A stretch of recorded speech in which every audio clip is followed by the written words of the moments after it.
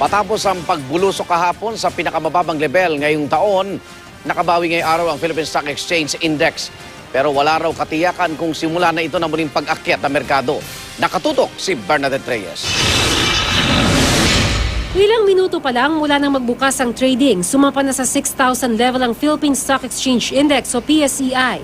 Nagsara ang merkado sa 6,118.94 points o mas mataas ng humigit kumulang 330 points kumpara kahapon. Ayon sa PSE, ito na raw ang single biggest increase ng PSEI sa loob ng halos 6 na taon. Paliwanag ng mga analyst, nakakuha raw ng positibong sentimiento ang local stock market sa malakas na merkado ng Dow Jones sa Amerika. Ang US kasi isa sa pinakamalaking stock exchanges. Some foreign funds investing in our country, doon siya nakakuha ng cue whether or not are we selling now or selling down now? Is there confidence back in the stock market? So when there's confidence in the States, nagtatanslate tayo. Parang sale yan sa department store.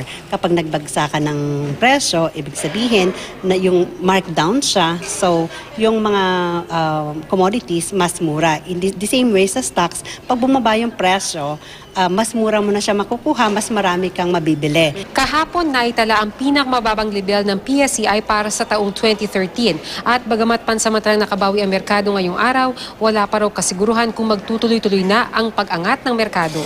In general, the market is really nervous at this point. Pero ayon kay PSE President Hans Sikat, hindi dapat mabahala ang mga Pilipino. Labas-masok man daw kasi ang pera ng mga namumuhunan sa merkado. Ang mas mahalaga, mapanatiling matatag ang ekonomiya ng Pilipinas para hindi mawala ang kumpiyansa ng mga investor sa bansa. Nothing has changed in the Philippines as far as macroeconomic fundamentals. So things are going extremely well.